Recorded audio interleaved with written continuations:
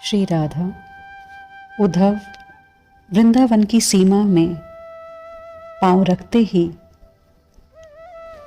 कहते हैं, अरे ये क्या, ये कैसा अनुभव हो रहा है।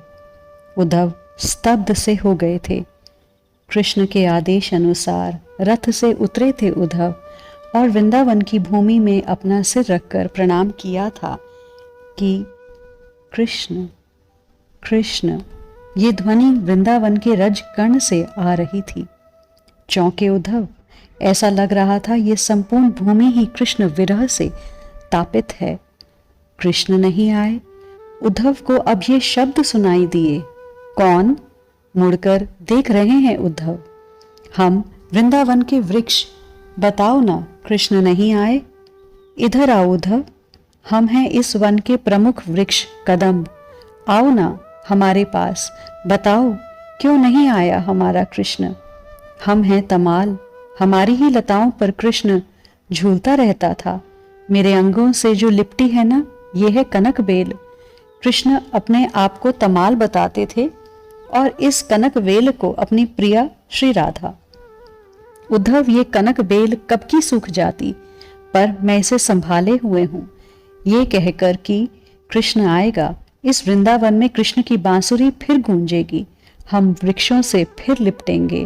वो कन्हैया सावन में मेरी ही डाली पर घंटों झूलते रहते थे वो कृष्ण। अब तो हम समस्त वृंदावन के लता वृक्ष मथुरा की ओर ही देखते रहते हैं कि शायद आज आए।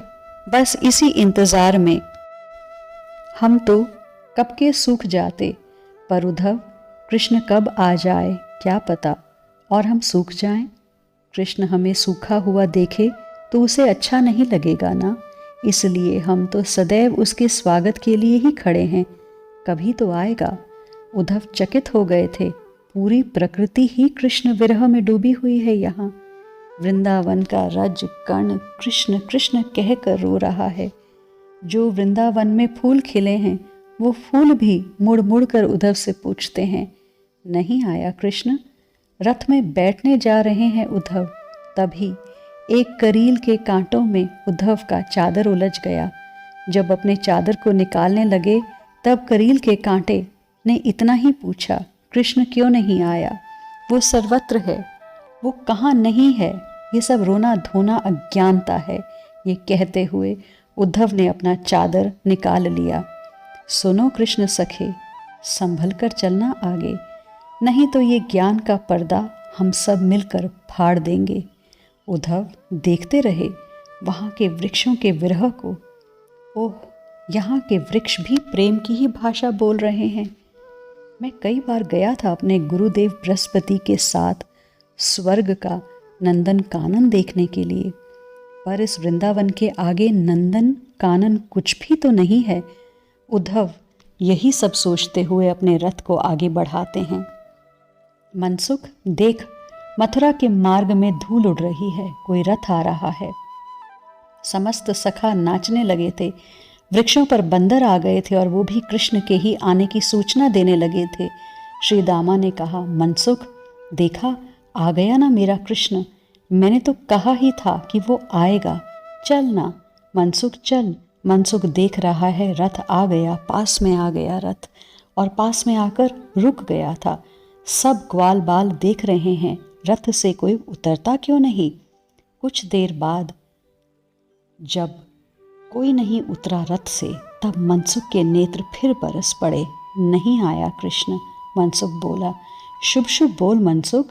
श्री दामा ने कहा, हाँ नहीं है इस रथ में कृष्ण, मैं कह रहा हूँ। मनसुख ने स्पष्ट कहा, पर तू कह कैसे रहा है?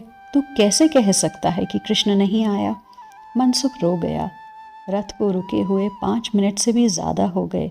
अगर अपना कृष्ण इस रथ में होता तो क्या इतनी देर तक वो बैठा रहता? अरे वो चलती रथ से कूदकर हम मित्रों के गले से लिपट जाता। नहीं है कृष्ण इस रथ में। 2 टूक कहकर मनसुख अपने आंसू पोंछने लगा था। सच कह रहा है मनसुख, देखो उस रथ में कोई अपने कृष्ण के जैसा ही आदमी उतर रहा है, पर कृष्ण नहीं है वो। सब लोग देखने लगे थे उद्धव को। मैं कृष्ण सखा, उद्धव, क्या आप बता सकते हैं यशोदा और नंद महाराज का महल कहाँ है? नहीं आया ना? कृष्ण, मनसुख ने आगे बढ़कर पूछा। नहीं आए वे, उद्धव ने इतना ही कहा। क्यों क्यों नहीं आया वो? मनसुख ने फिर पूछा। बहुत व्यस्त हैं, सब कुछ उन्हें देखना है, प्रजा को देखना है, उद्धव ने कहा। ओह, अब हमारे लिए भी समय नहीं है उसके पास। हमें नहीं देखना उसे, अपनी मैया और बाबा को भी नहीं देखना उसे। वो लोग कैसे हो गए हैं पता है? उसकी मैया यशोदा ने रो रो कर अपनी आंखें खराब कर ली हैं। उसके पिता नंद तो बस किसी से बात ही नहीं करते, शून्य में ताकते रहते हैं। अच्छा, तुमको हम ज़्यादा परेशान नहीं करेंगे मथुरावासी। जाओ, तुमको मैया यशोदा और पिता नंद के पास जाना है ना, जाओ। सुनो, ये जो पानी का नाला बह रहा है ना, इसी के सहारे सहारे निकल जाओ। जहाँ से ये पानी आ रहा होगा बस वही है नंद और यशोदा का महल। मनसुख ने कहा। ये क्या मजाक कर रहे हो? ये पानी क्या है? उद्धव ने पूछा। मथुरावासी, ये पानी आंसू हैं, नंद बाबा और यशोदा मैया के आंसू हैं। बहते बहते ये नाला बन गया है, नित्य बहते रहते हैं उनके अश्रु। ये मजाक करने के लिए मैं ही मिला हूँ? उद्धव ने कहा। मजाक? कैसा मजाक उद्धव? रो गया मनसुख। मजाक तो तेरे मथुराधीश ने हमारे साथ किया है, मजाक तो तेरे मथुरा बिहारी ने किया है। हमसे प्रेम किया, हमको अपनी मीठी चिकनी चुपड़ी बातों में फंसा लिया, हमारे जीवन को ही मजाक बना दिया है तेरे मथुराधीश ने। उद्धव, हम तो बेचारे लोग हैं, हम तो वृंदावन के गरीब लोग हैं। तुम लोग हो, कृष्ण को अपने पास रखे हुए हो और मजाक हम कर रहे हैं। हम गरीब वनवासी लोग क्या जाने मजाक, जो बात है कह देते हैं, चाहे अच्छे लगे या बुरा। हम लोग बातें बनाना ये सब कहाँ जानते हैं? ये सब तो तुम्हारा मथुराधीश अच्छे से जानता है।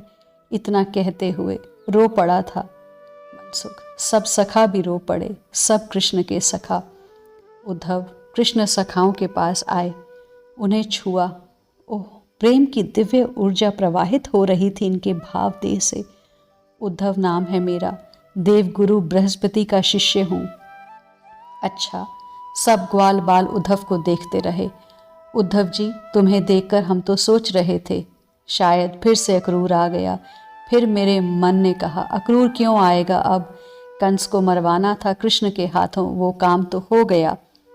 फिर हमारी बुद्धि में ये बात भी आई कि कंस तो मर गया, पर इसका श्राद्ध तो करना पड़ेगा ना, इसलिए हम लोगों को अब लेने आया होगा कंस के श्राद्ध कर्म के लिए। उद्धव हंसे मनसुख की बात सुनकर। जब से कृष्ण गया है इस वृंदावन ने हंसी नहीं सुनी थी। आज पहली बार तुम हंस रहे हो उद्धव, श्री दामा ने कहा। कृष्ण सखाओं के साथ उद्धव नंद महल की ओर चल पड़े थे। इन वृंदावन के विरह से संतप्त प्रेमियों की प्रीति सरिता को कौन बांध कर रोक सकता है? लोक परलोक के बड़े बड़े पर्वतों को तोड़ती फोड़ती हुई ये तो कृष्ण रूपी प्रेम महासमुद्र में ही गिरकर दम लेगी। कितना ऊंचा आत्मोत्सर्ग है इन वृंदावन वासियों का, धन्य है। बृहस्पति के इस शिष्य को इन वृंदावन वासियों से प्रेम की दीक्षा दिलाने के लिए ही तो भेजा है कृष्ण ने।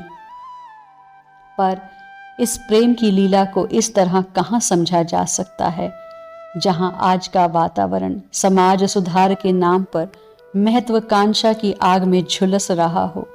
पाश्चात्य की छूछी नैतिकता के मापदंड पर हम लोगों को नापा जा रहा हो, वहाँ इस तरह के प्रेमपूर्ण गाथा को गाना व्यर्थ लगता होगा सबको, पर नहीं, प्रेम आवश्यक है, अति आवश्यक है।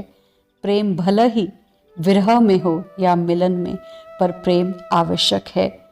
हृदय किसी के लिए तो तड़फे, रोए, कराहे। प्रेम हो सच्चा प्रेम, सच्चा मतलब कामना रहित प्रेम। मोहब्बत में ये लाजिम है कि जो कुछ हो फिदा कर दें। आज के लिए इतना ही, शेष चर्चा आगे। श्री राधा।